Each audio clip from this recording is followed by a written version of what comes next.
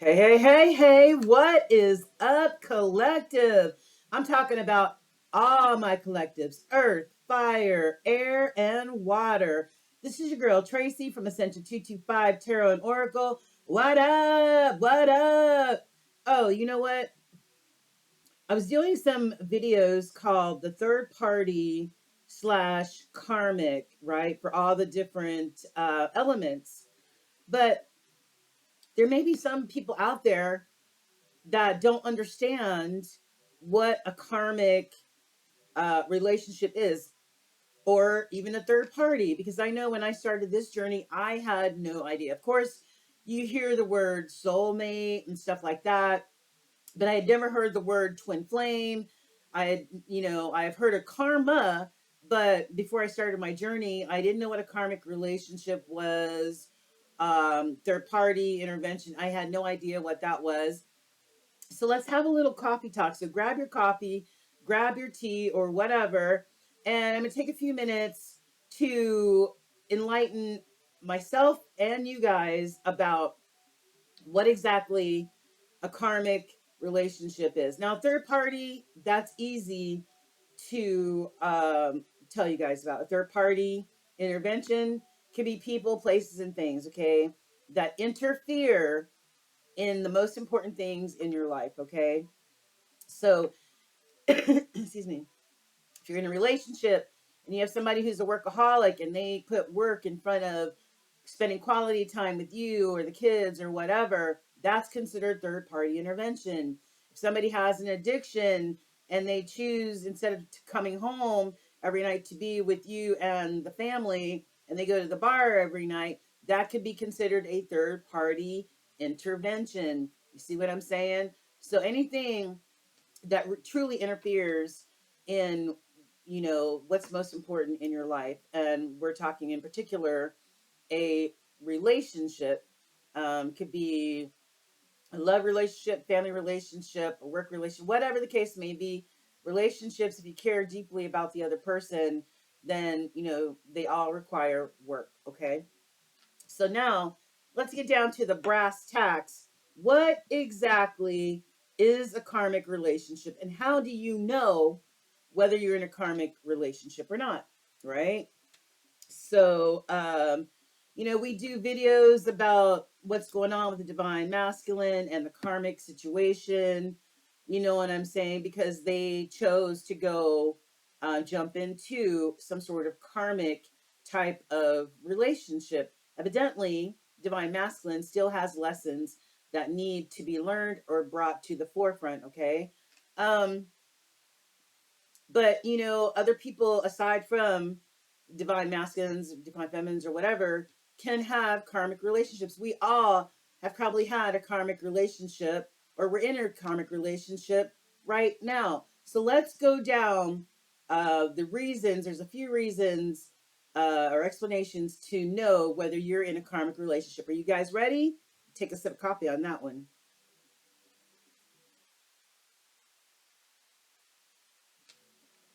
All right, you guys. So, number one, karmic relationships are sent to us as lessons that we did not learn or resolve in a previous lifetime. Okay. They also mimic the issues that we had previously, and they might even exacerbate them in this lifetime because we didn't course correct previously or address those issues before. Karmic relationships rarely last, you guys. I mean, I know some of you hate to say that, hate for me to say that, but it's true. Twin flame relationships and soulmate relationships are the two relationships that last. Karmic relationships are put in place strictly to learn us a lesson. You gonna learn today, right? Okay, that's what it is. Excuse me. So the purpose, like I said, is to help us resolve our inner conflicts, our demons, in order to vibe up, North Node bound, and because your south side, your shadow side, your south node is maybe addressing some of those shadow issues, maybe those negative things about yourself, maybe that, going back to your south side and addressing those issues and working on those issues, right? Okay. It's the same theory. Okay. So they help us resolve our inner conflicts, our demons, in order to vibe up and be our best selves. That's why we're here. Not only do we have purpose here as spirits having a human experience, but we're also here to tackle some old shit that we didn't resolve previously, right? So that we can keep elevating our spirits, okay? Because unfortunately, karmic relationships tend to keep us unable to ascend higher because of all the muck in the mire. All right, so soul flames and twin flames are the most compatible relationships to our souls, whether they're friends, family, love relationships, co-workers, whatever. It doesn't matter. Um, they're not perfect by any stretch of the means, right? But they challenge us in a good, positive way, okay? To really understand when we look in the mirror that we're in this relationship that challenge. Oh my God, Mercury retrograde challenges us to be our best self. Okay, karmic relationships are normally harsh and damaging. Number one, karmic energies, they do not respect your boundaries. Okay.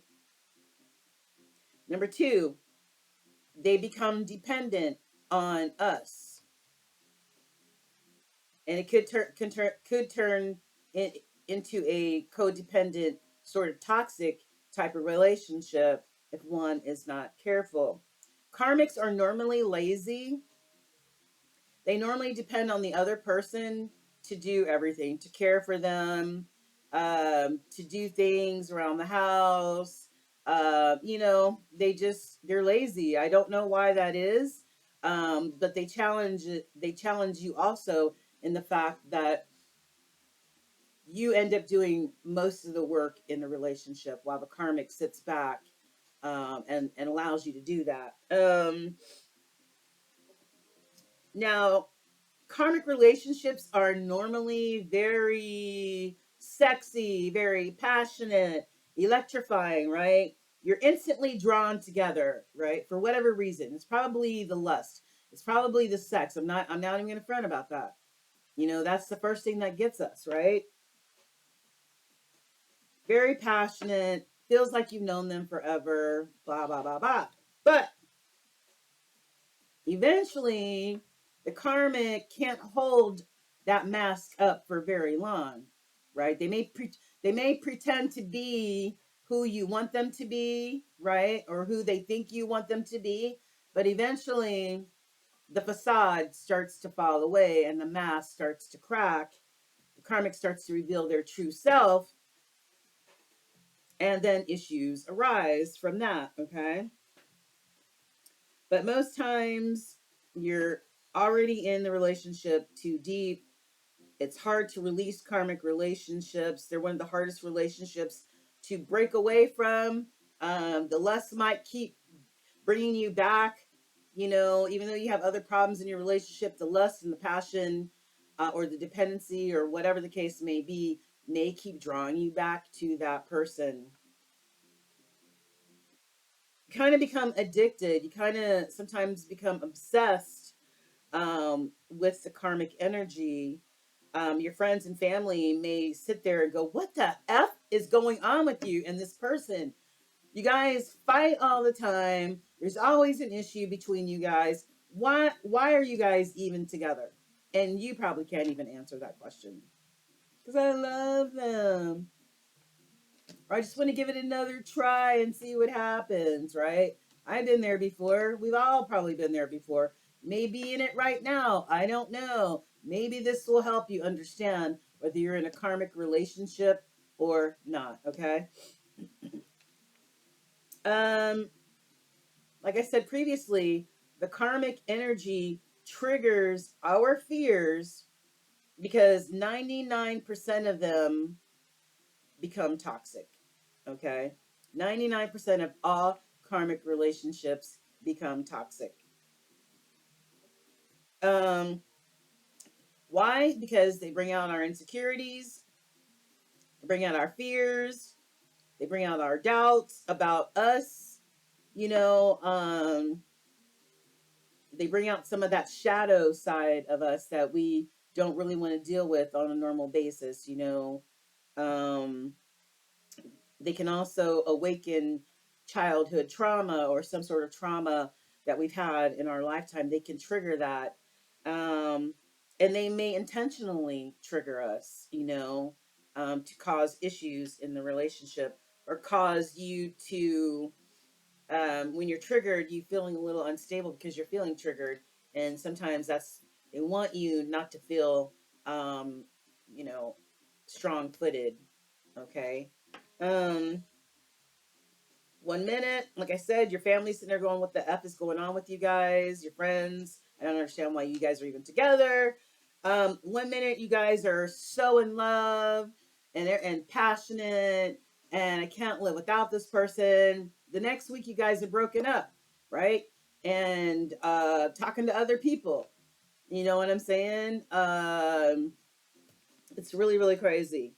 Both people tend to act stupid and crazy in karmic type of relationships. And unfortunately, the dynamics will never be stable if you're in a karmic relationship. Just know it will always be off kilter, it'll always be triggering, there'll always be negative energy going on. There'll always be, I love you, I want to break up, I love you again, I want to break up again. It'll always have that type of energy going on. A lot of karmic energies are controlling in some ways, big or small. They will find a way to assert control over you and the relationship by making subtle comments. They try to cause friction in your other personal, interpersonal relationships. People that they think you're too close to, they try to cause friction in those type of relationships. Um, they may even try to cause problems, you know, at your job, you know. For some people, that does happen. Karmic energies are not very compromising. After time, you're left doing the majority of the compromising and the smoothing over in the relationship just to avoid confrontations with this karmic type of energy. Okay. Um, it does have a negative effect though, because in time you lose your autonomy. Your opinions don't matter, your beliefs don't matter. Whatever you have to say or think doesn't matter to the other person. And then you start losing your autonomy in the relationship. You start feeling like you're losing your identity within that karmic type of relationship, you know. And that's another way for somebody to assert control over you and the relationship. Um, and they are more than likely very stubborn type of energies, and have a tough time um, compromising, having a tough time seeing somebody else's side, putting themselves in somebody else's shoes, seeing another perspective, because their pride and their ego and their stubbornness will not allow them to do so. So, you know, which causes a lot of grief and a lot of friction in that type of relationship. So those are some of the ways that you can tell whether you've ever been in a karmic type of relationship or you're in a karmic type of relationship. Those are some of the signs that will help you understand whether you are or not. I hope that was helpful. Like we said, it's the age of Aquarius. Whatever I learn, you learn. Whatever you learn, I learn. It's to build us all up so we all have the knowledge, right? So when the karmic, we see karmic coming, we can recognize that karmic. I don't know, maybe there are things that, if you're in a karmic relationship, things that you need to learn about yourself, right? Things that were left unfinished in a previous lifetime. But just know that the karmic relationship it's going to be a very rocky roller coaster ride, okay? And they're typically not very long lasting. If you guys break up and make up, you just end up putting band aids on the relationship until there's another blow up. I hope that helps, collective. Um, you know, God bless, compassion, and everything else. If you guys are currently in a karmic relationship, just continue to seek the guidance of the source, and your spirit team will lead you in the right direction, whatever direction that is. Okay. All right, kids. The light in me honors the light in you. Namaste. Until we meet again, collective, take care. This is Tracy, Ascension 225, Tarot and Oracle. Don't forget to like, share, and subscribe. Thank you, guys.